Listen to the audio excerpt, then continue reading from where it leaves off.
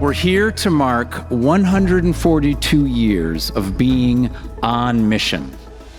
And it's fitting that we're here in Canada, for this is where we first became an international brotherhood, just 15 years after our founding.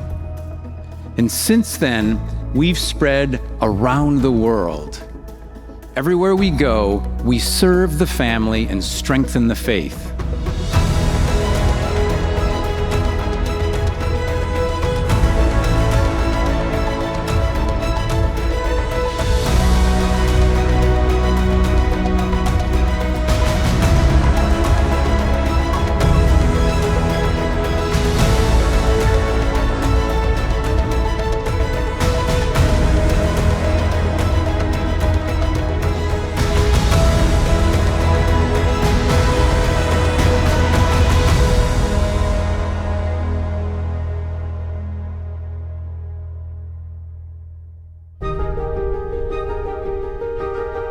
In August 2024, the Knights of Columbus held its 142nd Supreme Convention in Québec City.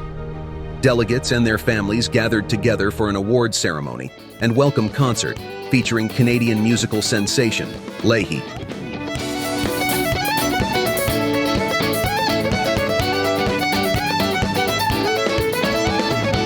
Special because we grew up seeing the Knights helping people, and to know that we were going to be with them here tonight, it was extremely special for us.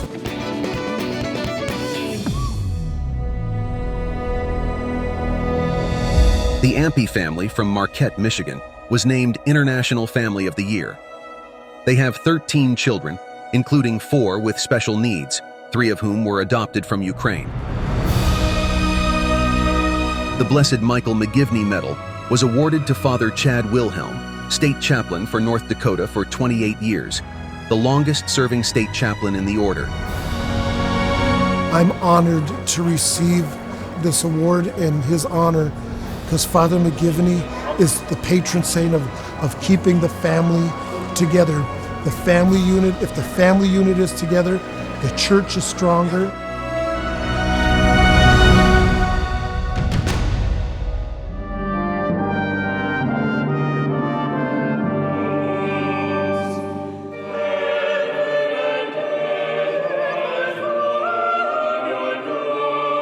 Cardinal Gerald Lacroix, Archbishop of Quebec and Primate of Canada, celebrated the convention's opening mass with dozens of bishops, including 10 cardinals from nations where the order is active.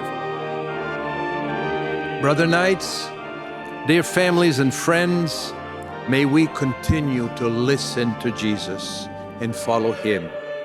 In Him is our salvation. In Him, we too will discover how to bring the good news of the gospel to our brothers and sisters. In Him, with Him, and through Him, we will be on mission.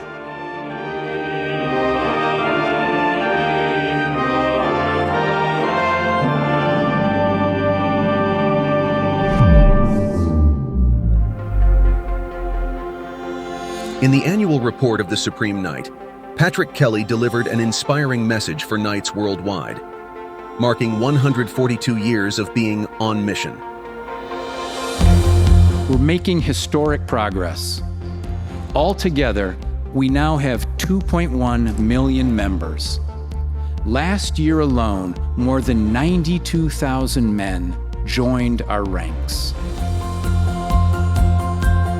Thank you for achieving one of our best years of growth in a century. We now protect Catholic families with more than $123 billion of life insurance. Last year, Knights spent more than 47 million hours serving and sacrificing for the sake of others. And we set a new record for charitable giving. All told, Knights donated more than $190 million to those in need. I'm grateful to every Knight who's made Coats for Kids such a huge success. We reached the 1 million coat milestone after 14 years, thanks to your hard work. But we are not done. Today, I have a challenge.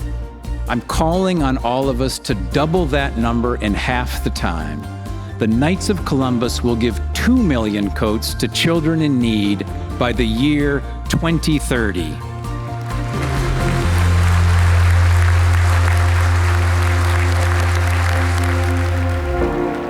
We continue our partnership with Special Olympics. We helped organize nearly 4,000 competitions last year, and we donated more than $4 million to make Special Olympics a success. Our witness to charity can build a culture of life through our ASAP program, Aid and Support After Pregnancy.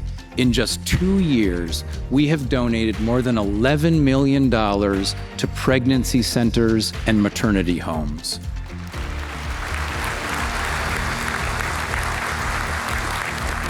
That is more than double our initial goal. We devoted more than $1 million to disaster relief last year, and we responded to each crisis with immediate action. The challenges we face vary by country, but they're especially dire for our brother Knights in Ukraine. Our KFC charity convoys have now delivered more than 8.5 million pounds of relief supplies to shattered communities. KFC Mercy Centers and programs have given material and spiritual aid to more than 1.6 million refugees, mostly women and children. And through the Ukraine Solidarity Fund, we've already provided more than $17 million in humanitarian relief. We continue to serve those who are persecuted for our faith. Today I'm announcing that the Order will sponsor a collaboration between the Catholic Bishops' Conference of Nigeria and the Franciscan University of Steubenville. We'll fund the ongoing formation of priests and lay leaders and support the creation of a national catechetical institute in Nigeria. Our efforts will reach thousands of parishes and strengthen the faith of millions of Catholics in the heart of Africa.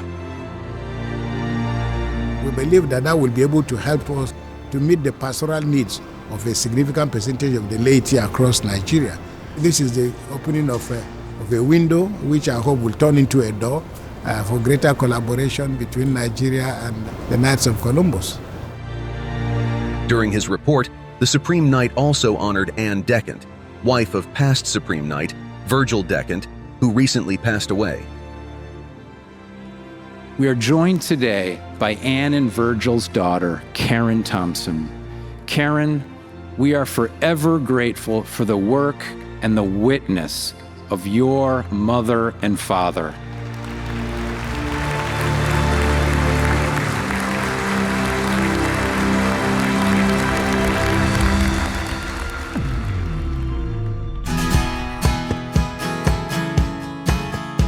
More than 2,500 delegates, their families and guests celebrated together at the highly anticipated States Dinner. The event featured a special address from Cardinal Mauro Gambetti, Archpriest of St. Peter's Basilica, who came to thank the Order for funding the restoration of the baldacchino that stands over the altar of St. Peter. Before Cardinal Sean O'Malley delivered the keynote address, the Supreme Knight expressed gratitude for his many years of dedicated service to the Church as he enters retirement. During this Supreme Convention, we can discover anew that all that we are and all that we have is a gift from a loving God who loved the world so much that he sent his only begotten Son to save us through his church.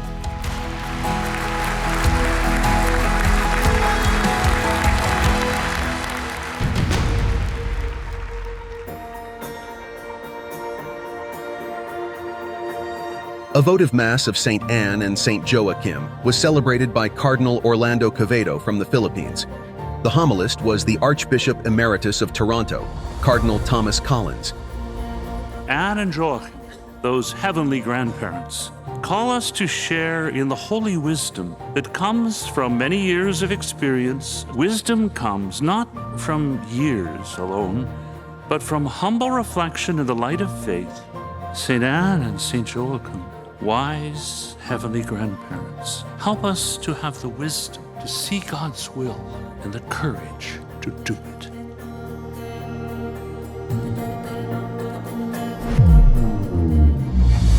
This year's Supreme Convention also featured a vibrant ladies program, as more than 500 wives, mothers, and children of Brother Knights came together to grow in their faith. As mother, we enter into the intimate reality of becoming co-creators with God and with man, husband, and reveal the inherent creativity and fruitfulness of God's creative love. Your husbands, who are the Knights, in their fraternity, you form this sisterhood that's so beautiful. We are the ones that are called to do this, and we need to make that a priority. Everything you do with the Knights of Columbus is amazing and awesome.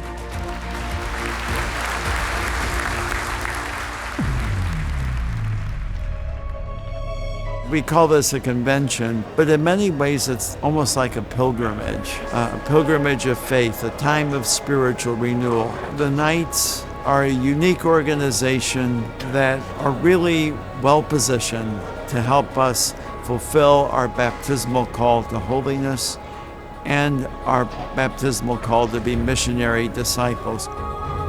Like the men who gathered in the basement of St. Mary's, we have the hope that comes from faith.